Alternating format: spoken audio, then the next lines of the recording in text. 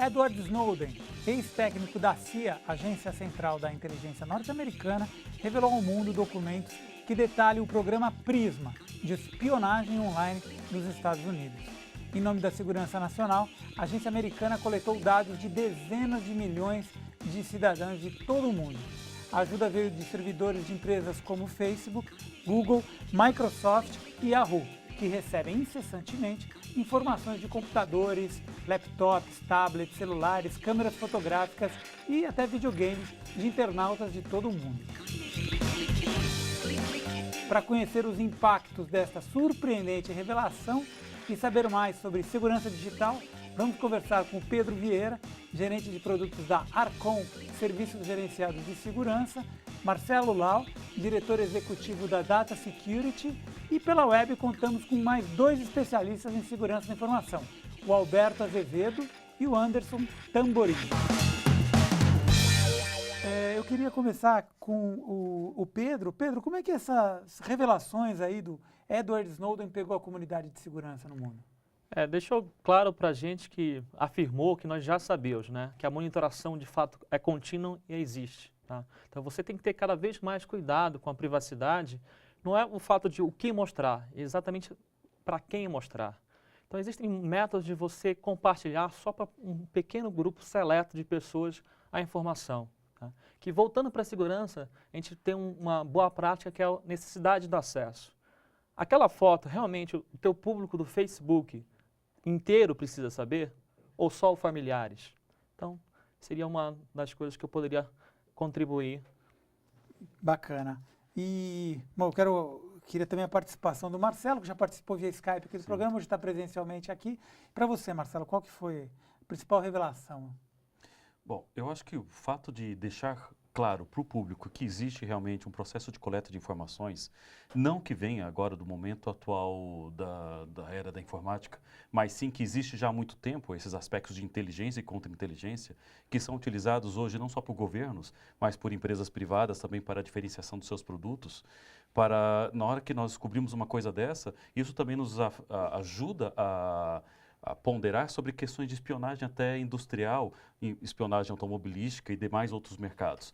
Então, quando nós aprendemos situações sobre esses temas, não só nós aprendemos que governos podem vir a ter acesso sobre as nossas informações, e não são somente governos brasileiros, e sim estrangeiros, mas também nós devemos estar cientes que, a qualquer momento que nós venhamos a nos utilizar de serviços que estarão sendo oferecidos por empresas ou países multinacionais, que também poderemos estar oferecendo nossos dados a pessoas que nós não gostaríamos que tivessem nossas informações.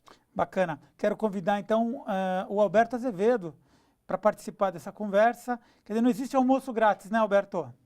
Não existe almoço grátis em lugar nenhum. E esse caso específico que você citou do Edward Snowden, na verdade, a realidade ela é bem mais terrível do que ela parece. Porque esse programa PRISM, ele está sendo baseado, ele está sendo realizado por um novo complexo que a NSA está construindo em Utah. E esse complexo ele é tão gigantesco, de números tão absurdos, que eles chegam a assustar. Vou dar só um exemplo para você. Esse complexo novo que eles estão construindo em Utah, ele vai ter uma capacidade de armazenamento de 1 yottabyte. Poucas pessoas sabem o que é 1 yottabyte. O yottabyte é a maior medida que existe hoje em dia para a gente determinar o tamanho de um arquivo de coisas armazenadas. É tão absurdamente grande que ninguém se pensou em fazer uma medida maior ainda. E só para você ter uma base de comparação, 1 yottabyte são 1.048.576 exabytes. E o tráfego inteiro da internet de 2010 a 2015 foi de 966 exabytes por ano. Então, a quantidade de informações que o governo americano está armazenando sobre milhões, bilhões de pessoas ao redor do mundo é realmente assustador. E o que a gente pode fazer com isso, Alberto? Olha, é difícil, a gente é bem limitado o que a gente pode fazer hoje em dia, tá? Porque, que nem foi citado no estúdio, realmente, a gente tem, eliminando a NSA de lado, a gente tem que tomar um cuidado todo especial com a privacidade.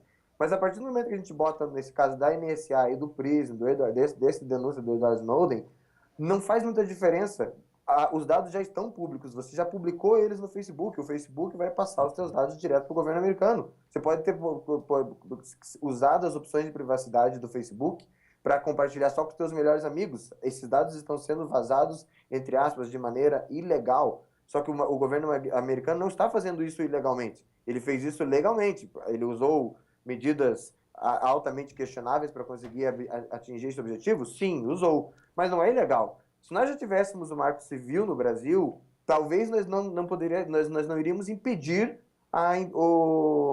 que nós fôssemos vigiados, mas nós iríamos pelo menos tornar ilegal essa atitude dentro do Brasil. Só que o Marco não foi votado até hoje. E ele entra no Congresso, ele não é votado, porque não é dos interesses das teles que isso seja votado.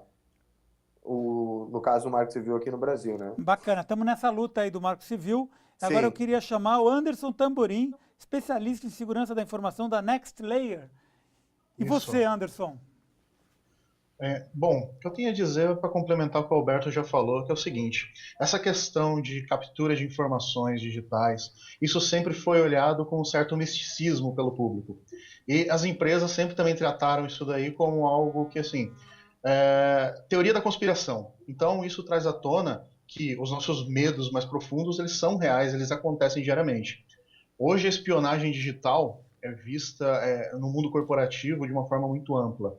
Então, quando você traz à tona esse quesito de a espionagem digital, vazamento de informações corporativas, vantagem competitiva no mercado, todo esse tipo de acontecimento acabou se tornando mais real para o usuário.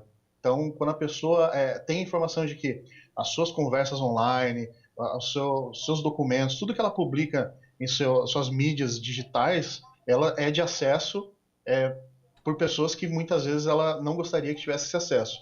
Como a questão do projeto PRISM, que coletou informação e divulgou informação de muitos usuários, isso também traz à luz à tona de que, será que eu tomo cuidado com o que realmente eu devo postar online? Qual é a minha conduta digital? Será que eu tenho os cuidados que muitas vezes as pessoas elas desassociam o mundo virtual do seu mundo real? Isso tem que tomar cuidado que o mundo virtual ele é uma versão ampliada da sua realidade. O que você faz no seu mundo virtual muitas vezes tem um impacto maior do que você faz no seu mundo real, porque nós não temos o determinado cuidado para lidar com essas informações. Então as pessoas têm que passar a se prevenir, levando em consideração se o que eu faço, eu posso ou eu devo.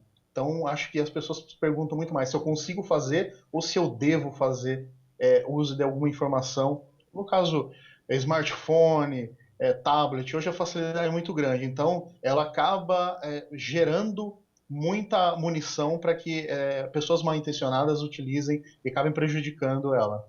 Bacana. Pergunta para todos, o uso de software livre, principalmente no governo, pode ajudar a proteger um pouco mais as informações estratégicas brasileiras? Boa parte da informação vai utilizar servidores que já estão na internet desses principais sites, né, como Facebook, Yahoo, entre outros. Então, usando ou não software livre, a questão da privacidade, principalmente do PRISM, vai acontecer a mesma coisa, tá? A informação vai vazar. Então, volta à situação de você ter cuidado, porque a sua voz, seja uma opinião que sua, vai ser ouvida. E isso pode trazer grandes consequências, inclusive com casos recentes de perda de emprego, porque alguém opinou de uma forma mais forte do que deveria. Então, seja por vontade sua, que você publicou, ou seja pelo governo escutando, você vai ser ouvido. Então, tome cuidado com o que você fala. Bacana. Por exemplo, vamos falar de um telefone celular, um caso simples. Esse telefone celular tem Android, um software livre. Se nós começarmos a ponderar dessa maneira, então vamos deixar de utilizar qualquer software que inclusive seja Microsoft, por exemplo. Vamos deixar de usar o Windows. Então vou partir para Android. Hoje, mais da metade dos telefones celulares que saem no mundo, sai com Android. A questão é a seguinte, se eu tiver um telefone celular como esse, com fragilidades, ou com um programa instalado que explore essas tais fragilidades, o meu software livre estará frágil e possibilitará que outros acessem informações. Portanto, ser um software livre ou não é ainda a resposta para me deixar mais seguro. E sim, configurá-lo adequadamente talvez seja uma melhor solução. Vamos lá. Eu costumo dizer sempre que o software é livre, mas não é mágico, entendeu? Realmente, depende, a gente tem que são vários pontos que tem que ser analisados nessa tua questão. Eu acredito, do futuro, realmente acredito que para governos, especificamente para governos e coisas públicas, o software livre seja uma opção melhor do ponto de vista estratégico. Realmente, levando em consideração essa questão de Edward Snowden e como é que chama, essa vigilância em cima da internet, não o fato do software ser livre ou não, vai fazer pouca diferença, mas vai fazer diferença em termos de onde o software, onde o servidor está instalado e onde ele está sendo, pode ser, haver o vazamento da informação. O grande problema é que a gente já sabe que essa vigilância não ocorreu e não ocorre só nos Estados Unidos. Empresas de telefonias americanas têm contratos e têm acordos com companhias de telefônicas brasileiras que fornecem as informações nossas para eles do mesmo jeito. Então, você pode ter um servidor com toda a tua aplicação em software livre bonitinho, mas se a companhia telefônica está te espionando, ou seja, é um meio de transporte, fica difícil você fugir, tá? E eu concordo com o que foi dito aí também, que a questão que o ponto de falha sempre vai estar no ponto mais fraco. Enquanto o usuário não tiver uma preocupação maior de que ele tem que levar a parte de segurança a sério, ele tem que tomar mais cuidado com a segurança dele mesmo, as fragilidades vão continuar ocorrendo, porque os programas eles são feitos e eles têm que ser fáceis o suficiente para qualquer pessoa poder usar. Só que a pessoa tem que ter consciência dos recursos que ela está usando e de qual é a exposição dela. E acho que a consciência de segurança é uma coisa que tem que estar sempre sendo renovada, sempre sendo criada e explorada para que as pessoas pensem nisso como algo importante. Mas é extremamente novo, né? As pessoas ainda não conseguiram se educar nesse sentido, né? Não, e a conscientização é muito importante, e por isso que eu até indico para os nossos ouvintes uma cartilha do CERT, que é o Centro de Estudo de Resposta a Incidentes, que é pública, gratuita, e existe uma conscientização de vários pontos muito importantes de uma navegação segura que o nosso usuário pode acessá-la gratuitamente e estudar ponto a ponto, não precisa ler todo num dia só. Fala muito sobre dispositivos móveis, compras online. Está aqui no exatamente. site para a gente ver. Bastante didático, uma leitura agradável. Recomendo para familiares e para todo mundo que tiver interesse de aprender mais. Para aprender a fazer comércio eletrônico, para postar no Facebook, exatamente. Para as crianças. Hoje você tem várias possibilidades de compra dentro de aplicativo, você proteger seus familiares de acesso indevidos. Está tudo bem explicado aí e é uma fonte liberada pelo governo, que é um órgão, uma administração do governo. Então é muito importante realmente as pessoas estudarem e se conscientizarem que os mesmos perigos, como foram falados, existem no mundo real e existem no mundo virtual. Bacana, fica a dica então, cartilha.cert.br. Só acessar lá, a gente vai colocar o endereço embaixo também, para quem quiser distribuir aos familiares. A gente vai fazer um pequeno intervalo e a gente volta já já.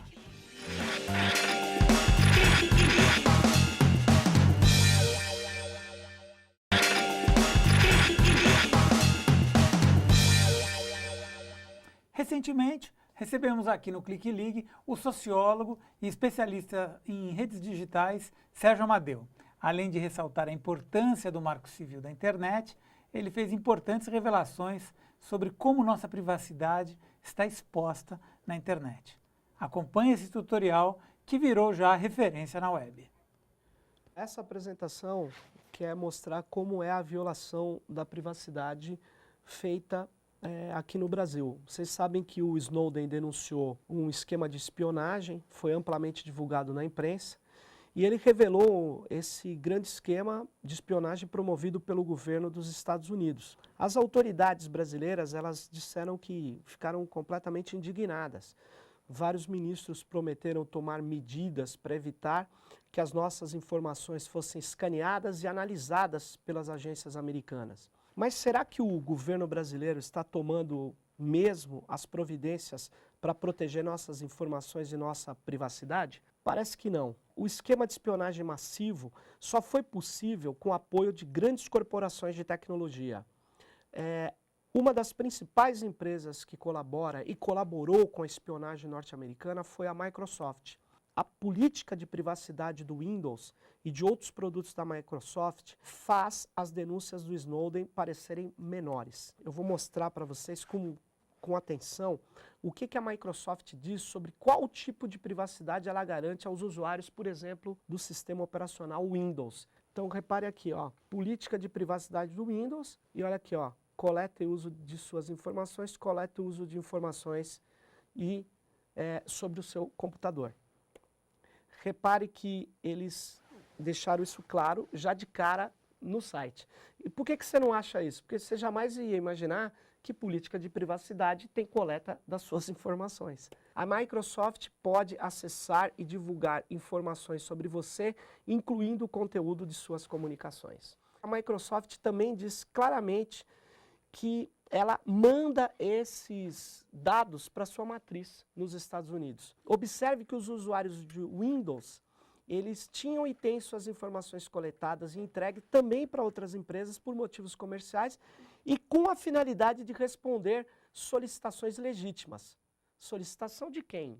Eles passam o conteúdo da nossa comunicação a partir do acesso que eles têm aos nossos computadores. Mesmo que você não queira participar, não tenha dado sim, eles têm, na verdade, acesso ao seu computador, a portas não autorizadas por nós, mas eles têm acesso, e essas informações são enviadas para a Microsoft quando você está conectado à internet. A identificação dos usuários que a Microsoft tenta remover e certamente não quer, são as utilizadas pelo NSA. Infelizmente, o governo brasileiro continua utilizando o Windows na máquina de todos os seus ministros.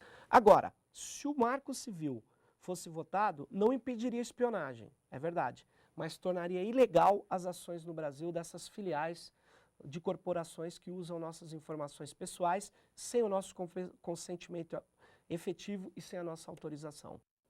O Clique Ligue de hoje é sobre privacidade e segurança na web, um assunto que está na pauta de muitos países depois das denúncias do ex-consultor da Agência Central de Inteligência norte-americana, Edward Snowden, sobre o PRISMA, programa de espionagem do governo de Barack Obama. Antes de prosseguirmos este segundo bloco, vamos visitar alguns sites e ver o que eles trazem de destaque. A primeira dica de notícia vem do site Cinegnose, Jornal Nacional e o Sorriso do Gato de Alice, uma análise semiótica da comunicação não verbal do Jornal Nacional da TV Globo. O texto apresenta um guia para entender como os apresentadores do jornal utilizam gestos vocais e corporais que se tornam mais importantes que a própria notícia. A segunda dica é do blog Os 300, Depois da Tempestade, a Decepção. No texto, a Nawak de Paula Gil analisa a reação da sociedade civil sobre as denúncias recentes de Edward Snowden. E a nossa última indicação de leitura é a matéria do site da Fundação Perseu Abramo. 43% da população não se reconhece em programação de TV.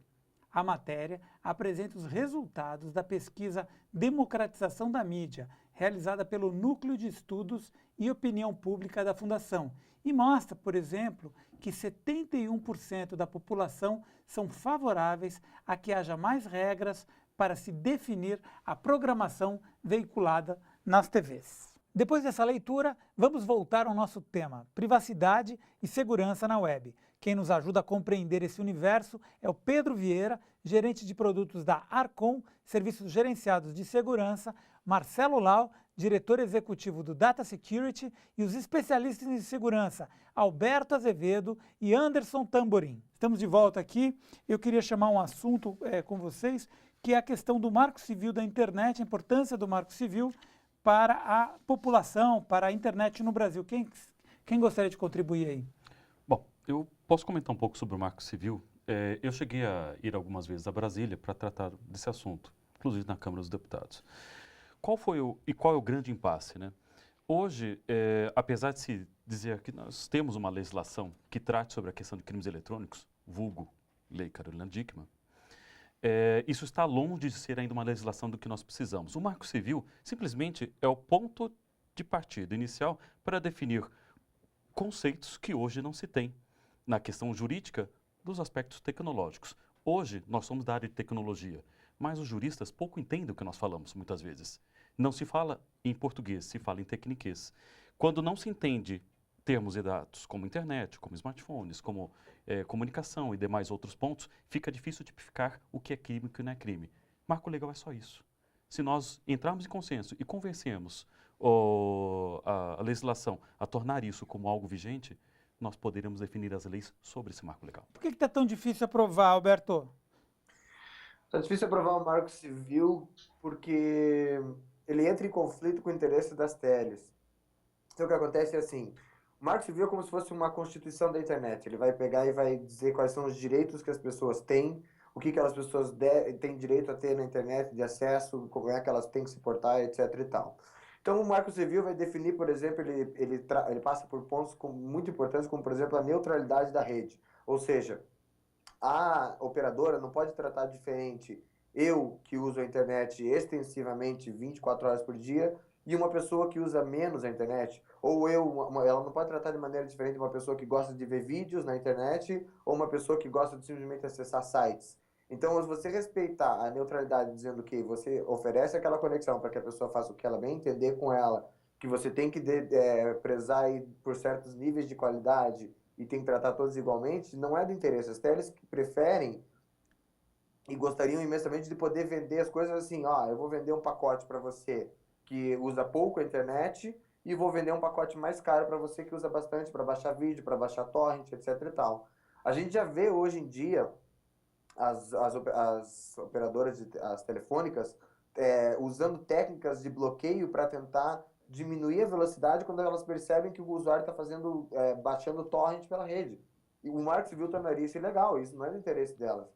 Então, o impasse do Marco Civil, ele gira em 2 pontos. Primeiro, como foi citado, existe essa parte da tipificação dos crimes, que existe uma discussão técnica sobre o que deveria ser feito, o que não deveria, mas esse não é o ponto central, até porque o Marco Civil não vai anular leis que já existem, nem vai impedir que ele seja melhorado depois. Mas ele realmente vai determinar, é um marco que vai determinar o que as pessoas têm direito na internet e como que a internet tem que ser tratada respeitando-se a neutralidade. E isso vai contra interesses financeiros, por isso que não é aprovado. É um assunto bem recente, tá? Que inclusive até o governo americano está tentando aprovar. Tá?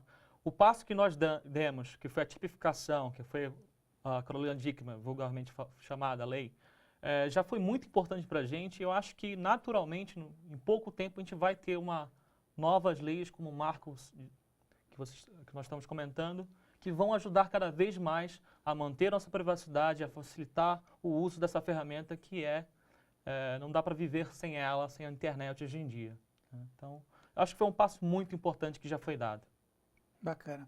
Bom, eu vi recentemente uma matéria que fala que o Brasil não investe em segurança, você estava até comentando no intervalo. A gente não tem nenhum dispositivo nosso, de pesquisa. Falta pesquisa nessa área? Então, na verdade, existe até pesquisa, mas existe dinheiro do governo para ser investido em pesquisa. Entretanto, há um grande gap entre fazer com que esse dinheiro chegue aos respectivos pesquisadores. Então, qual é a grande situação? Há empresas hoje que trabalham com segurança. Nós aqui somos representantes, claro, de empresas de consultoria, que hoje ofertamos nossos serviços. Há hoje empresas de governo e inclusive universidades que têm hoje recursos para poder investir em tecnologia.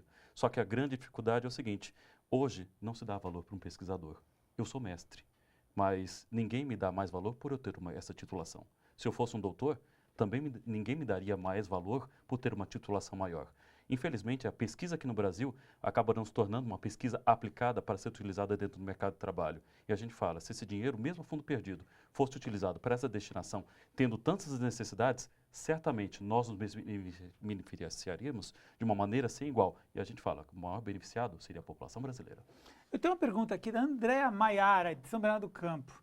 Mas a pergunta dela é longa, mas eu vou explicar. Se o tal programa que a gente estava comentando é dono da privacidade, porque é de sua autoria, como o Facebook, o Google e tal, então deveríamos ter que parar de usar essas ferramentas ou aceitar o termo de privacidade para usar, certo? Então apenas ou se não teríamos que usar outra plataforma. Ela queria que a gente explicasse melhor essa questão de o que a gente poderia usar para evitar esse tipo de falta de privacidade. Alguém se habilita aí para responder? Olha, tecnicamente falando, ela está parcialmente correta. Tecnicamente, a gente deveria simplesmente abandonar as plataformas que a gente já conhece que estão colaborando com o programa de espionagem. Então, tecnicamente, deveríamos abandonar Facebook, Microsoft, Apple, todas essas companhias grandes. O grande problema é que se nós não mudarmos o conceito da história e simplesmente migrarmos para uma outra plataforma, logo, em vez de hoje em dia o Facebook é foi procurado pelo governo e quem está ajudando, porque o Facebook é a maior rede.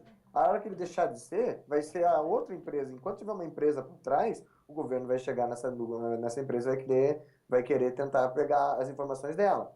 No caso específico das redes sociais, a gente tem um conceito de computação soberana, que são redes sociais distribuídas que não dependem de um único ponto e de uma única empresa, não dependeriam de um único servidor, que seria uma solução, mas ainda não precisa ser mais adotada por outras pessoas para que ela funcione. Anderson, quer fazer algum comentário? Eu concordo com o Alberto no que diz respeito ao seguinte: a pessoa ela tem que entender que quando você não paga por um serviço é porque você é o produto, né? Boa então, o que acontece? Hoje, o Facebook ele é um armazém sem fim de informações de todos os níveis que você imagina. Então, o Facebook, a pessoa diz onde ela está, o que ela fez, com quem ela foi, onde ela foi e por quê. E o que acontece esse problema das plataformas em si ocorre porque essa captura de informação ela acontece em um nível acima. Então vamos imaginar que hoje, vamos tomar uma ideia aqui meio que mirabolante. Não vamos usar mais a plataforma Microsoft porque eles colaboram diretamente com o governo americano na captura das informações. Vamos usar uma plataforma open source. Só que o que acontece você está usando serviços por onde as suas informações transitam, e esses provedores vão pegar a tua informação e vão enviar. Seu provedor de internet, provedor de seu serviço de messaging, o Skype, o Facebook. Você está usando aí o Gmail, está usando Yahoo Mail, que são os serviços de internet mais utilizados pelas pessoas. Então, assim, isso requer uma reestruturação muito grande, especialmente do ponto de vista do comportamento das pessoas. E a gente sabe que hoje, infelizmente, nós vivemos numa situação onde a geração mais nova, onde todo mundo imaginou que seria uma geração mais consciente e, por ter acesso fácil à informação, seria uma geração que alavancaria essa pesquisa mais fácil, mas não, nós estamos vivendo uma geração de analfabetos digitais. A pessoa nasceu com acesso à informação, para ela aquilo é um direito dela e faz parte da vida dela, mas ela não tem a real consciência do que ela tem que fazer para gerir e usar essa informação de maneira segura. Então a gente tem aí uma tempestade perfeita. Temos os grandes provedores de serviço que vão fornecer as suas informações, pessoas que não estão preparadas para agir de uma forma consciente com as informações que elas disponibilizam, e o pior, elas precisam estar disponíveis 24 horas por dia. Então, o celular dela transmite informações o dia todo, informações essas que muitas vezes ela não tem nem sequer controle do que está sendo feito com ela.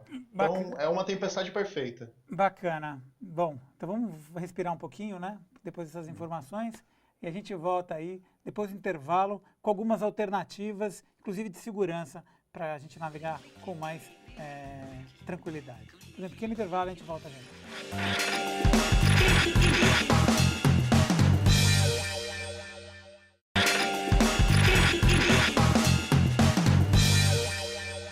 As revelações do ex-técnico da CIA Edward Snowden sobre o programa Prisma de vigilância eletrônica envolvendo os governos dos Estados Unidos e Reino Unido mostraram ao mundo um sistema sofisticado de invasão de privacidade. Mas, bem mais perto do que imaginamos, podem existir riscos e perigos que colocam em risco a segurança de crianças e adolescentes. Acompanhe. O SaferNet Brasil é um site que faz campanhas e ações a favor de uma internet mais segura e sem pornografia infantil. A associação disponibiliza cartilhas, histórias em quadrinhos, notícias e dicas. Tudo para conscientizar e ajudar a combater e proteger crianças e adolescentes de abusos cometidos pela internet. A SaferNet, como o próprio nome diz, busca segurança e a proteção dos direitos humanos na web. Em prevenção, podemos encontrar todas as ações desenvolvidas em favor de uma internet mais segura. Ele tinha um sorriso irônico. O rosto era meio redondo. É esse cara? Você tem certeza? Identificar os criminosos da internet não é simples. Acesse www.denuncie.org.br e saiba como se proteger.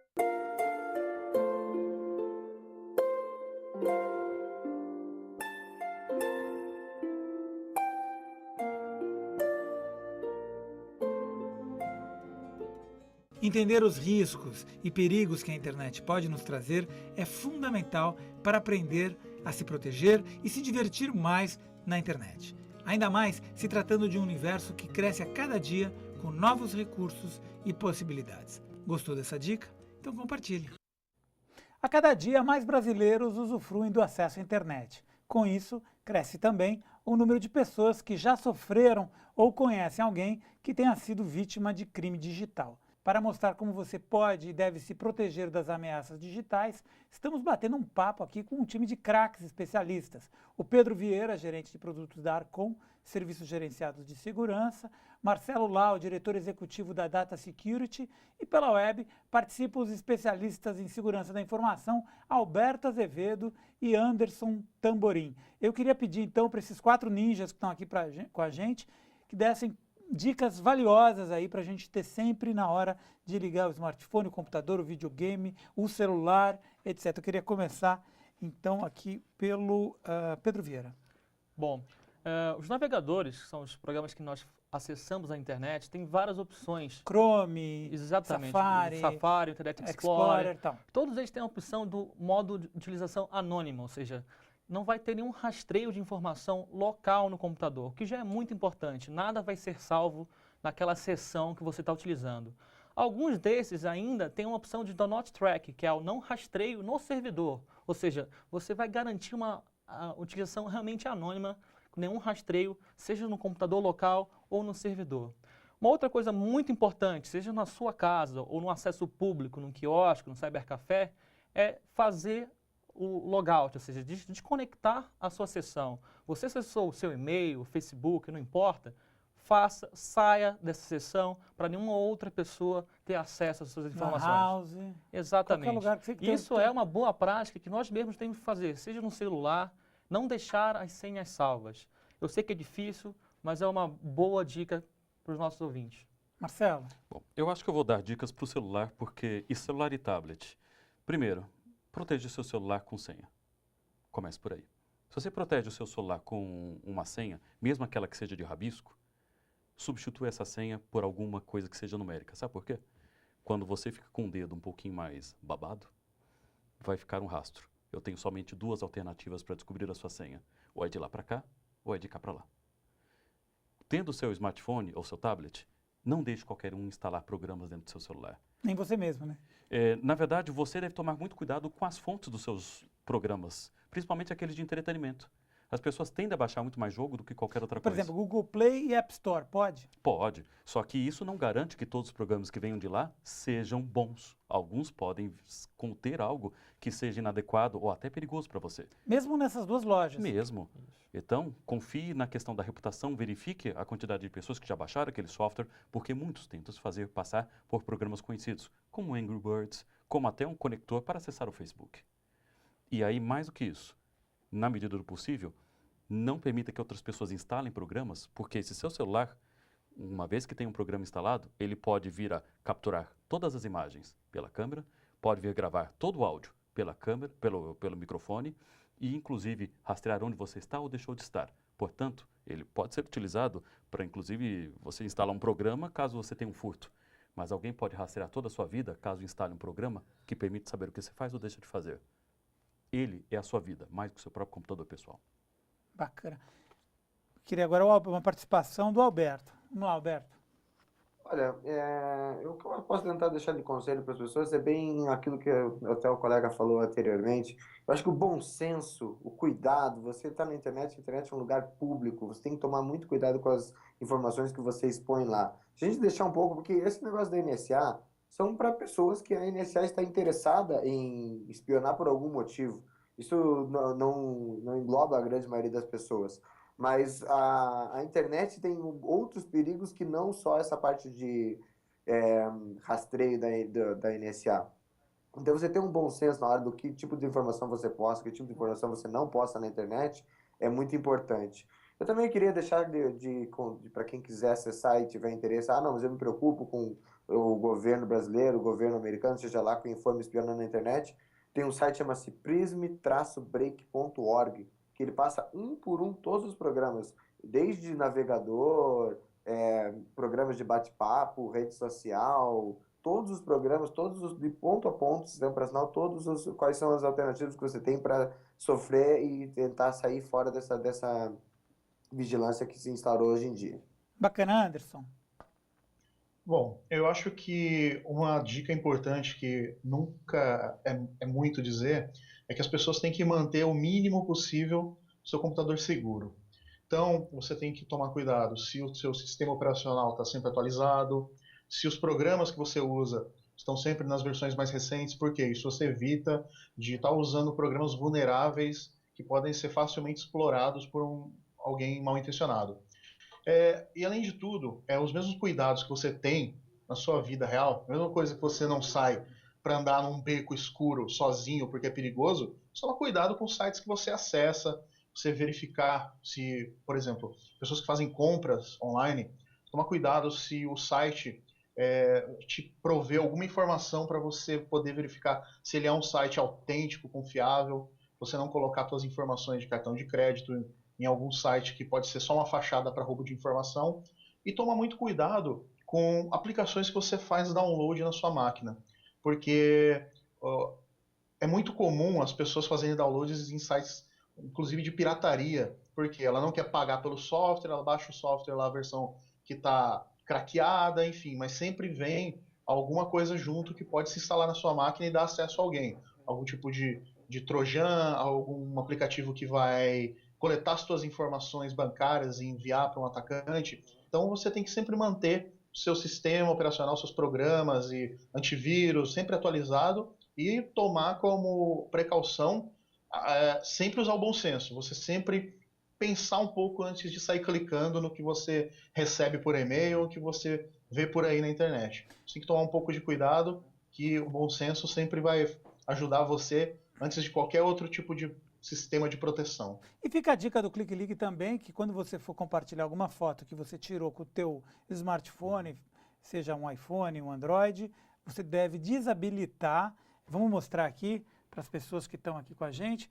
Você deve entrar na área de configurações, né? Você vem em privacidade, aí você tem serviços de localização, você deve desconfigurar a câmera, porque se você deixar esse negócio da câmera aqui, ó, as pessoas podem entrar na internet, na sua foto e descobrir a sua localização. É isso mesmo? Perfeito, é isso Exatamente. mesmo. Como é que chama isso? Metadados, é isso? Geotag. Geotag. Bacana. A gente tem uma pergunta aqui que eu queria, para a gente encerrar, uma pergunta aqui do Leonardo de São Bernardo do Campo. Deep Web. Conheço amigos que dizem que estão configurando suas máquinas para ter acesso com o intuito de não ser monitorados. Porém, as portas de segurança são todas abertas. Isso não seria um equívoco? Bom, você falou que é usuário de Tor, pode começar. Bom, as portas são realmente, a maior parte delas abertas, tá? Mas a nossa navegação de internet, ela usa apenas duas portas, a porta normal e a porta segura, tá? E através desse mecanismo de porta segura, existem alguns aplicativos como esse, que foi mencionado, o Tor, que você consegue acessar sites, mesmo que a proteção de algum lugar barre, né? Você consegue fazer um acesso anônimo a alguns sites. E isso não é um benefício, tá? Isso não é uma resposta aos males. Isso é uma ferramenta que deve ser utilizada com muita cautela, como o nosso colega comentou. Qualquer aplicativo de fonte não conhecida deve ser realmente analisado com calma, tá? Não saia usando nenhum aplicativo. Existe uma outra dica muito importante, que os mecanismos de busca, como o Google, o Bing na Microsoft, eles verificam a URL, eles verificam o endereço. E se eles tiverem na base deles reconhecidamente como um site malicioso, eles informam para o usuário. Então é muito importante você verificar o status daquele site. Mesmo que você já conheça, vamos ver como é que está a situação dele hoje. Faz uma pesquisa, acha no Google, acha no Bing, e ele vai dar uma resposta muito melhor, muito mais atual de como é que está o status daquele sistema. Agora, temos um pouco tempinho, uma última pergunta. Computadores e tablets são mais seguros que celulares? Computadores e notebooks são mais seguros que tablets e celulares? Bom, qualquer coisa bem configurada é mais segura. Só que existe uma máxima dentro da segurança. Qualquer sistema operacional massivamente utilizado também será massivamente atacado. Usar Apple já não é mais garantia que você estará seguro. Portanto, se você vier utilizar qualquer sistema bem difundido, ele será atacado. Não porque ele é frágil, mas porque um atacante ele tentará atacar em massa, visando obter o maior benefício da quantidade de usuários que o utilizem. Bom, pessoal, então quero agradecer aqui a participação de todos, especialmente a você que sempre nos acompanha. Vamos ficar atento aí às questões de segurança que foram colocadas nesse programa. E para acessar os programas do Clique e Ligue e também a nossa programação, é só acessar o portal tvt.org.br, acompanhar a gente também pelas mídias sociais, facebook.com/RedeTVT, e no Twitter é só digitar @RedeTVT. A gente se encontra aqui na semana que vem ou a qualquer momento pela web. Até lá!